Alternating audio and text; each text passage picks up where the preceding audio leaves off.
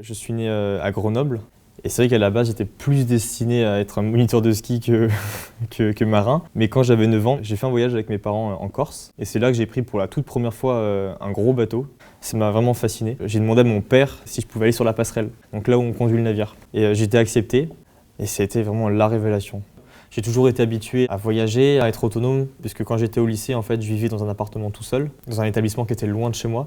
Et c'était compliqué niveau intégration, je me sentais pas très bien, que j'ai vécu des moments d'humiliation assez importants. Donc ça, c'était une grosse étape de ma vie qui était assez compliquée. Et on va l'aider à se redresser et revenir vers le quai, tout doucement, d'accord? Donc ça vient tout doucement, parfait. Quand on revient chez soi, quand on revient à la vie normale, on se dit « j'ai vécu quelque chose de dingue ». C'est un monde complètement à part.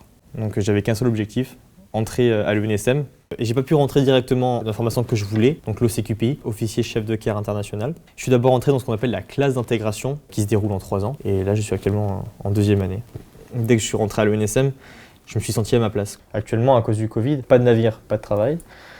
Mais heureusement, je peux embarquer chaque été sur des navires pour en plus valider mes temps d'élève pour pouvoir obtenir mon diplôme à la fin. En plus de ça, j'ai un salaire. Je suis agent d'accueil dans un port de croisière, mais ça n'est pas être suffisant ce que la Fondation de la Vocation fait pour des jeunes ou moins jeunes comme moi qui souhaitent réaliser leurs rêves. C'est juste exceptionnel. Donc vraiment, merci du fond du cœur.